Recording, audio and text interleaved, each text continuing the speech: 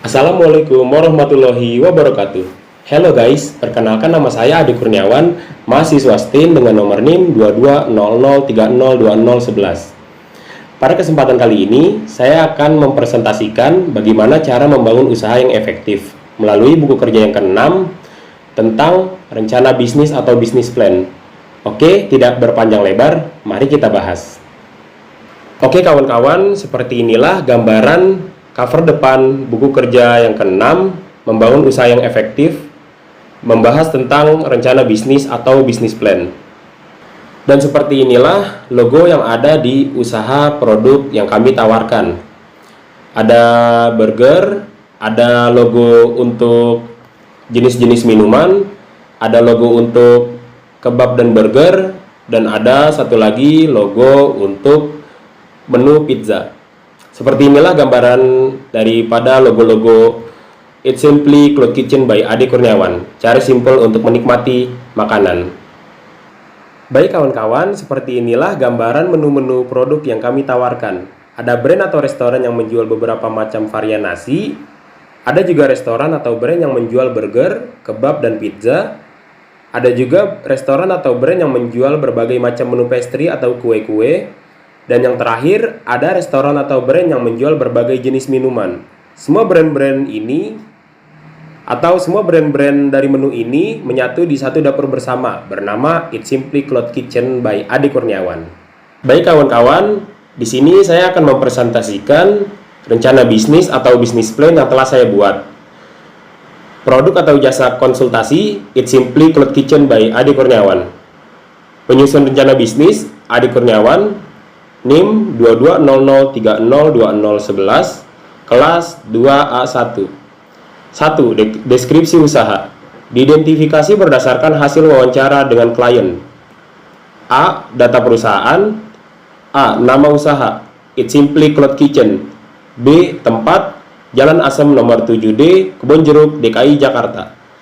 C. Basis usaha. Basis usaha ini bertempat di wisata kuliner yang ada di Jakarta, seperti area Tebet, Jakarta Selatan, dan Tanjung Duren, Jakarta Barat. D. Bentuk usaha. Perusahaan yang bergerak di bidang food and beverage product berbentuk cloud kitchen yang hanya melayani pemesanan online dan tidak melayani dine-in atau makan di tempat. B. Data pengusaha. A. Nama Adi Kurniawan. B. Tempat dan tanggal lahir Jakarta 13 April 1997. C. Pendidikan. Sedang menempuh S1 jurusan Manajemen Perhotelan di Sekolah Tinggi Ilmu Ekonomi Internasional atau STIN. D. Kualifikasi profesi. Komi 1 Kitchen Restoran. C. Struktur organisasi. A. Pimpinan perusahaan. Pemilik sekaligus pemimpin di perusahaan. Bertanggung jawab penuh terhadap jalannya operasional. Pengambil keputusan tertinggi di perusahaan. Mengawasi dan mengontrol jalannya operasional sehari-hari.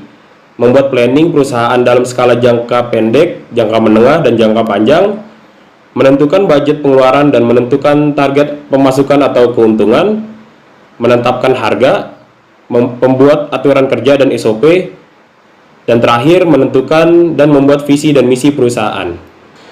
Lalu selanjutnya ada bagian operasi produksi. Kepala bagian produksi bertugas. Yang pertama, kepala bagian produksi mengkondisikan pekerja di bawahnya untuk bekerja sesuai dengan SOP dan job desk-nya masing-masing. Yang kedua, kepala bagian produksi bertanggung jawab terhadap pimpinan perusahaan. Yang ketiga, kepala bagian produksi harus selalu melakukan report harian, mingguan, maupun bulanan. Dan yang terakhir, kepala bagian produksi bertanggung jawab mengatur schedule kerja para karyawan. Lalu ada kru bagian produksi, tugasnya yaitu mengolah makanan dan membuat makanan sesuai dengan apa yang dipesan oleh customer. Yang kedua, bertanggung jawab terhadap persiapan dan proses produksi. Yang ketiga, bertanggung jawab terhadap makanan dan minuman yang dipesan oleh konsumen. Yang keempat, menjaga kebersihan produk dalam proses produksi dan menjaga kebersihan area kerjanya. Yang kelima, bekerja sesuai SOP yang telah dibuat oleh perusahaan. Yang keenam, menjaga kualitas produk. Yang ketujuh, mengemas hasil produksi. Yang ke-8, melayani para driver pesan antar makanan ojek online. Lalu selanjutnya ada C, bagian jaminan mutu. Tugasnya yaitu meningkatkan kualitas bahan makanan dan minuman, mengatur kedatangan barang harus sesuai urutan FIFO dan FEFO-nya, memeriksa secara rutin kelayakan bahan makanan dan minuman, melakukan pengecekan pengolahan makanan harus sesuai dengan SOP dan prosedur yang berlaku, melakukan quality control atau QC terhadap produk yang akan dijual di pasaran, dan yang terakhir, menjamin dan menjaga kualitas dan mutu produk.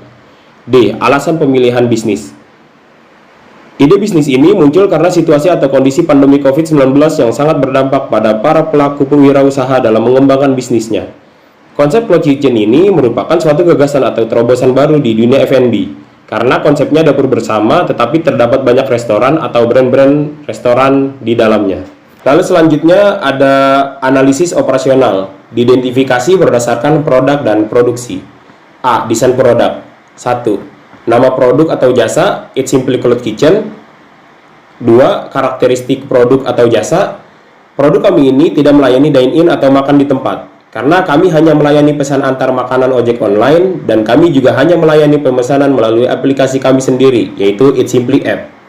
Karakteristik lainnya yaitu meskipun kami hanya satu kitchen, akan tetapi di dalam satu kitchen ini terdapat banyak brand restoran di dalamnya.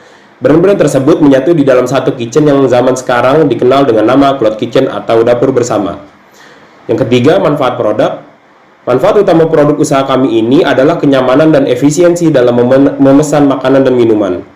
Karena pelanggan tidak perlu datang ke restoran kami dan tidak perlu antri, tapi cukup diam di rumah saja pesanannya melalui aplikasi. Seperti slogan atau tagline usaha kami, yaitu Anda cukup di rumah saja, biar kami atau ojek online yang mengantar pesanan Anda sampai pintu depan rumah Anda.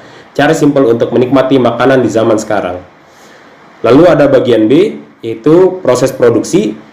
Proses produksi usaha kami yang pertama tentunya dimulai dari melakukan persiapan atau prepare produk. Biasanya kru bagian produksi di setiap shift yang mengerjakan preparean, mulai dari bahan mentah menjadi barang setengah matang atau barang setengah jadi. Ketika barang itu sudah setengah jadi, maka jika nanti ada orderan, barulah kami melakukan proses pengolahan makanan sampai matang. Jadi, proses ini sangat efisien dan tidak membuang atau waste produk terlalu banyak, kalau misalnya barang ini tidak laku dijual dalam hari itu. Setelah itu, barulah dicek oleh bagian quality control atau QC, apakah produk itu layak untuk disajikan ke customer atau tidak. Kalau layak, maka langsung diserahkan ke bagian kasir untuk diserahkan ke driver ojek online atau delivery kami. Jika produk itu tidak layak, maka kru bagian produksi harus membuat ulang dari awal produk tersebut. Karena kami melakukan upaya ini agar para customer merasa puas memesan makanan di tempat kami, dan juga agar para konsumen repeat order, melakukan order lagi dan lagi di tempat kami. Lalu di bagian 4 ada analisis peluang pasar dan pesaing, dilakukan berdasarkan peluang dan tingkat persaingan. Bagian A, analisis peluang pasar. Menurut kami, peluang pasar yang sudah kami proyeksikan itu sangat tinggi, mengingat perkembangan zaman sekarang semakin canggih. Terlebih lagi di zaman sekarang sudah banyak aplikasi-aplikasi online yang canggih dan juga dengan berbagai sistem pembayaran digital, sehingga sangat memudahkan para pelanggan ketika memesan makanan yang dia inginkan. Untuk itu, Cloud Kitchen kami ini hadir untuk memberi solusi dan meramaikan perkembangan di era digital ini, sehingga para pelanggan tidak terhalang oleh jarak lagi untuk memesan makanan yang dia inginkan. Karena kami memang khusus melayani layanan pemesanan makanan seperti itu. Lalu di bagian B, tingkat persaingan. Untuk saat ini, menurut analisa kami, relatif masih sedikit yang sudah menjalankan usaha seperti kami ini. Yang kami tahu hanya ada beberapa saja, contohnya seperti Grab Kitchen, Go Kitchen, dan juga Boga Group. Tetapi kami yakin, kami dapat bersaing dengan usaha-usaha tersebut, karena kami memiliki karakter yang kuat dengan menu-menu yang fleksibel mengikuti tren keinginan pasar dan perkembangan zaman. Sehingga kami yakin ke depannya kami menjadi usaha yang kuat yang mampu bersaing dengan restoran-restoran besar yang ada di Indonesia, khususnya wilayah DKI Jakarta. Lalu selanjutnya ada yang kelima, yaitu analisis keuangan, dilakukan berdasarkan biaya dan penerimaan, pendapatan dan rasio usaha. Bagian A, analisa biaya usaha. A, biaya tetap. Yang pertama, sewa gedung, jumlahnya 1 unit 500 juta, jumlah harganya 500 juta, masa pakainya 5 tahun, penyusutannya 41.666.666 rupiah. Penyusutan per bulan 3.472.222 rupiah. Kitchen set jumlahnya 1 unit, harganya 75 juta, jumlah harga 75 juta, masa pakai 5 tahun, penyusutan per tahun 15 juta, penyusutan per bulan 1.250.000 rupiah. Kebersihan dan keamanan, jumlahnya 1 unit, 60 juta rupiah, jumlah harganya 60 juta rupiah, masa pakainya 5 tahun, penyusutan per tahun 12 juta per bulan, dan penyusutan per bulannya itu 1 juta rupiah. Lalu ada gas, jumlah unitnya 5, harganya 20 juta satunya, jumlah harganya menjadi totalnya 100 juta, masa pakainya 5 tahun, penyusutan per tahunnya itu 20 juta, penyusutan per bulan 1.666.666 rupiah. Lalu ada equipment kitchen, jumlahnya 1, harganya 250 juta rupiah, jumlah harganya 250 juta rupiah, masa pakainya 5 tahun, penyusutan per tahunnya 50 juta rupiah, penyusutan per bulannya itu 4.166.666 rupiah.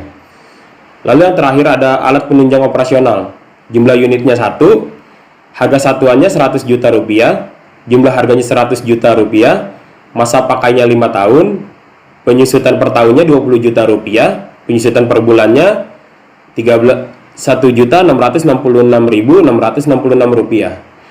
Jadi totalnya jumlah harga di semuanya ini yaitu 1.085 juta rupiah. Lalu total penyusutan per bulannya itu 13.222.220 rupiah. Lalu lanjut, B. Biaya variabel. 1. Bahan baku atau pokok. Raw material, jumlah unit 10, harganya 5 juta, jumlah harganya 50 juta rupiah. Lalu ada sayuran, jumlah unitnya 5, harganya 2 juta rupiah, jadi kalau ditotalkan menjadi 10 juta rupiah. Yang kedua, bahan pendukung, yaitu packaging, jumlah unitnya 10, harga satuannya 200.000, jumlah harga atau totalnya itu 2 juta rupiah.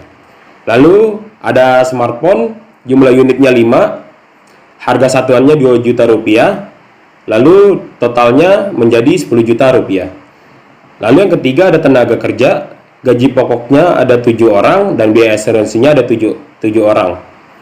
Gaji pokoknya 7 dikali 3 juta rupiah, yaitu totalnya 21 juta rupiah.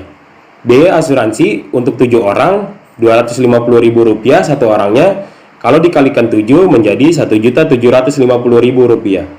Jadi total keseluruhan dari biaya variabel ini adalah 110.500.000 rupiah.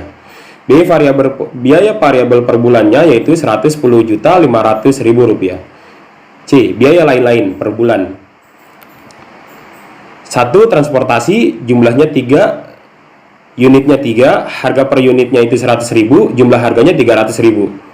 2. Promosi, ada 5 promosi, ada jumlahnya ada 5, unitnya ada 5 juga, harga per unitnya itu 250.000, jumlah harganya 1.250.000. Yang ketiga listrik, jumlahnya 1, unitnya juga 1, harga per unitnya itu 1 juta rupiah, jumlah harganya 1 juta rupiah. Lalu ada wifi, jumlahnya 1, unitnya juga yang diperlukan itu 1, harga per unitnya itu 300.000 rupiah, lalu jumlah harganya itu totalnya menjadi 300.000 rupiah. Yang terakhir ada air, jumlahnya 1, unitnya 1, harga per unitnya 500.000 rupiah, jumlah harganya 500.000 rupiah. Jadi total daripada biaya lain-lain atau biaya per bulannya, pengeluaran per bulannya yaitu 3.350.000 rupiah. Lalu ada bagian B, penerimaan pendapatan dan rasio usaha. Yang pertama, jualan via aplikasi ojek online.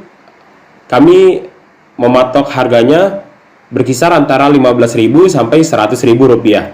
Penerimaan per hari dari aplikasi ojek online ini sebesar 15 juta rupiah. Penerimaan per bulannya kalau dikalikan menjadi 30 hari menjadi 450 juta rupiah. Yang kedua, jualan Buy It Simply app atau aplikasi kami sendiri. Harga biaya per unitnya 15.000 sampai 100.000 rupiah. Penerimaan per hari atau omset dalam satu harinya itu 5 juta rupiah dari aplikasi kami sendiri. Penerimaan per bulannya itu kalau dikalikan 5 juta dikali 30 hari menjadi totalnya 150 juta rupiah. Jadi total dari penerimaan pendapatan dan rasio usaha adalah 600 juta rupiah. Lalu di sini ada rumus pendapatan laba per bulan. Total revenue diambil total cost. Jadi 600 juta rupiah diambil 13.222.220 rupiah dikurang 110 juta 500 ribu rupiah dikurang 3.350.000 rupiah, totalnya menjadi 472.927.780 rupiah. Inilah laba keuntungan usaha kami per bulan.